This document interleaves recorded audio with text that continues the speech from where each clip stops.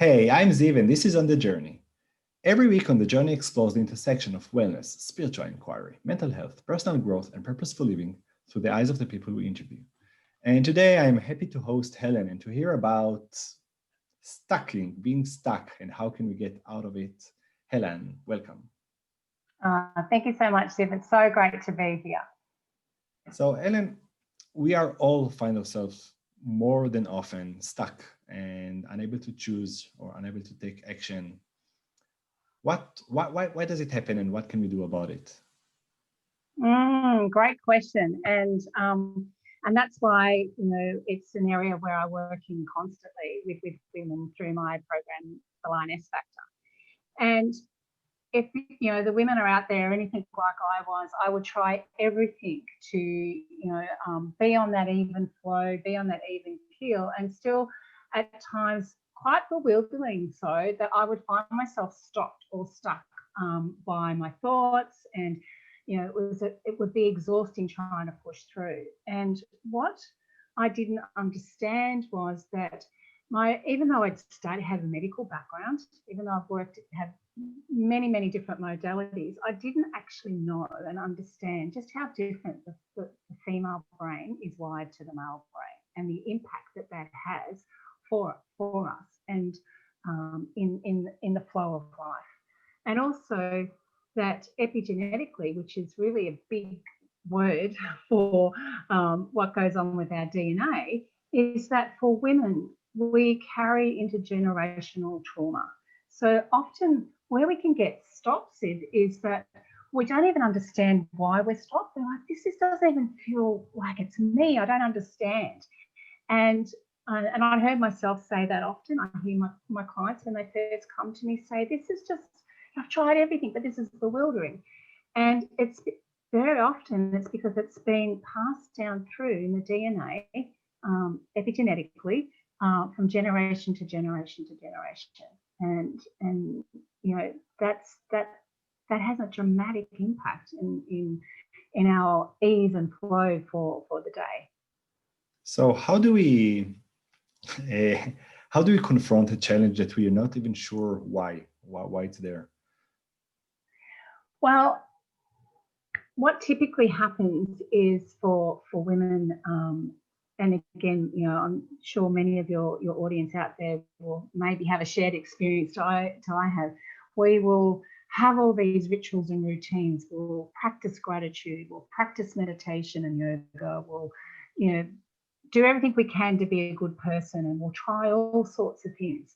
And we will certainly have an impact. We will certainly move through that. However, if we're dealing with what is a deeply held belief in the DNA that I'm not lovable, which was one of mine, or I'm powerless, or I can't get it wrong, or whatever, I'm not worthy. It doesn't matter how many times we create affirmations or how many counselling sessions that we do. If those things aren't removed at the level of the cellular component of the body, then it's still going to just always turn up. And that's why after many years and many qualifications, and not fully working with women, because I noticed in myself I could never hold it, no matter how hard I tried, any changes that I made. And so I didn't feel congruent to step into that face fully. So when I came across the work of Creatrix, I was like, oh my goodness. And then I still didn't step through there. I still didn't go, oh, I'm going to get this, because I had this belief, I'll be the one woman that it doesn't work with. So for 7 years I watched on the sidelines, and I didn't step in. And then when I finally did, I started studying and went through the process to become what is now an internationally accredited transformologist, because I really want to work with those women who are ready to break through all of that.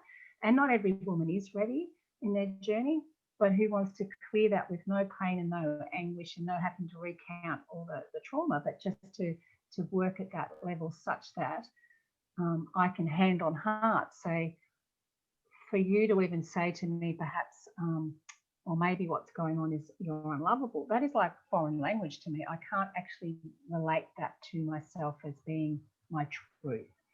And this is where I think we get stuck, is that I'm trying really hard over here through my head to create that I'm worthy, that I deserve this and this is okay. But in my heart and in every fibre of my being, I don't really believe that at an unconscious level.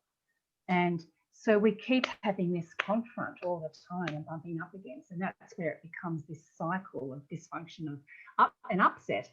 So Helen, I'm really curious. So can you give us a taste of how it looks like? How do we get rid of this tackiness, or this cellular belief that stuck us? What we actually do, just to taste it. How does it work? Well, it's something that works with the female brain, and hence why this work with Creatrix was designed for the female brain, because everything that's out there is that works very well, but it's designed for the male brain.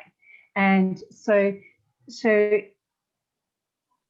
I guess one of the biggest things to say, and again, with a background in all sorts of medical fields and all sorts of modalities, one of the things that a lot of women will front with is that they feel like they've got to recount and go through the trauma and share that experience so it can be clear, which all that does is just reaffirm into the neurological pathways that is what's there.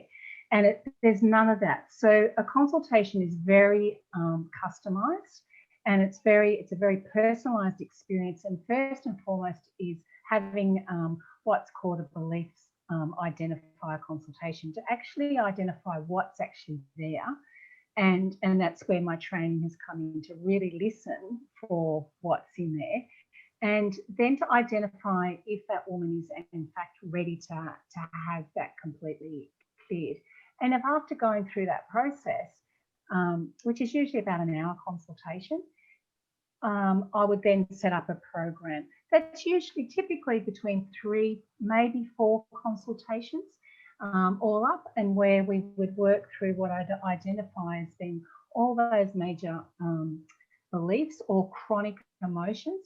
So to give you an example, that some women will go, I'm angry all the time. And we have this thing, particularly when we're working in an area of spiritual growth and wellness area, that anger is somehow a bad thing. Anger is a very normal emotion, as is love and joy and sadness. What's not normal is if that anger or that grief or that sadness was to stay around for an extended period of time. That's when it really becomes unhealthy. So for instance, there we are, we're driving down the freeway, somebody cuts us off unexpectedly, runs us off the road, and we get a heck of a fright, and we're angry. And rightly so. Anger is a natural response. You've got children in the car on the way to school, I've gotten a heck of a fright, and now I'm angry.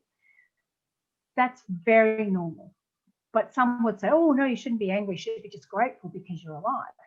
No, the natural response is protection.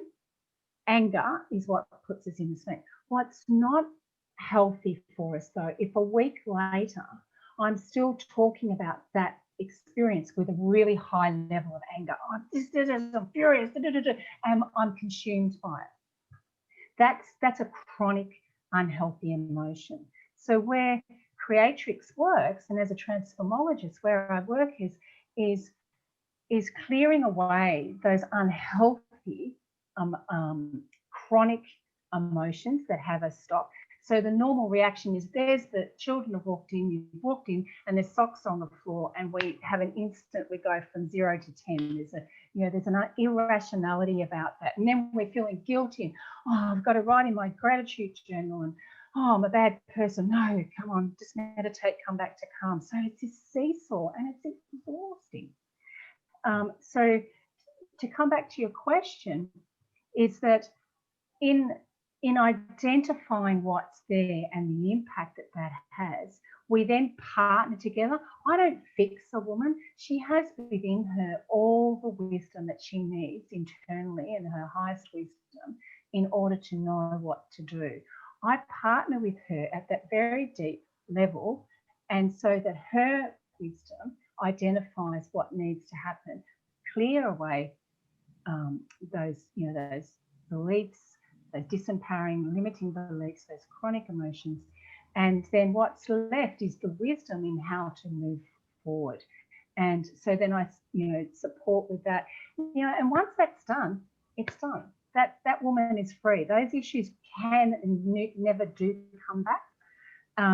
And what might happen down the track, say 6 or 12 months down the track, is new things that were much, much deeper may emerge. And we would just, I would do a check-in and clear away those kinds of, those things that might have been very, very deeply suppressed. But it really is a painless partnership in which we work together, and then it's done.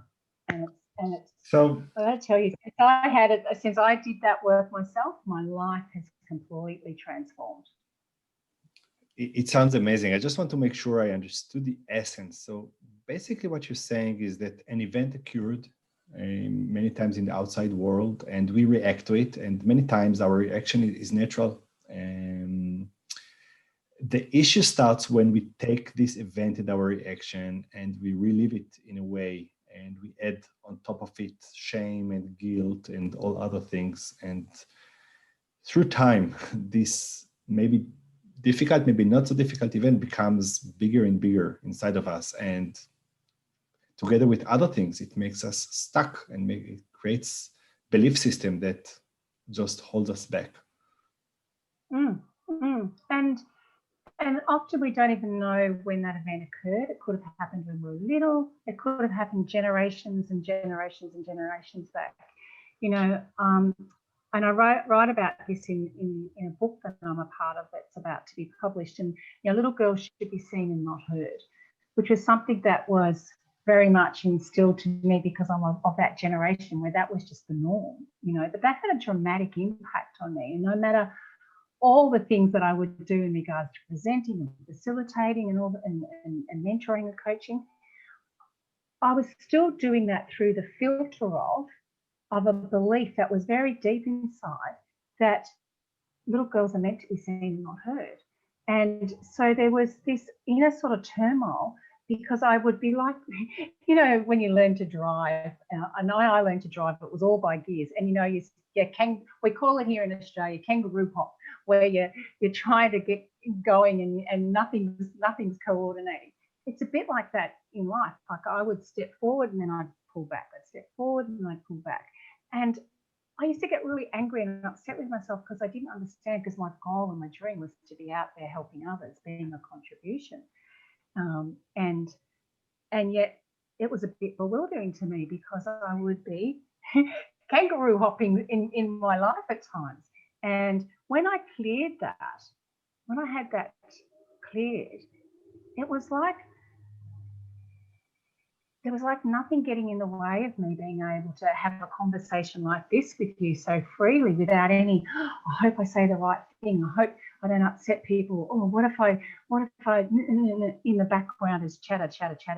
And you probably, a lot of the people that you work with, that monkey mind, that, and so really, I may want to be out here with you and your audience, but really what's having all the say is this chatter in the background.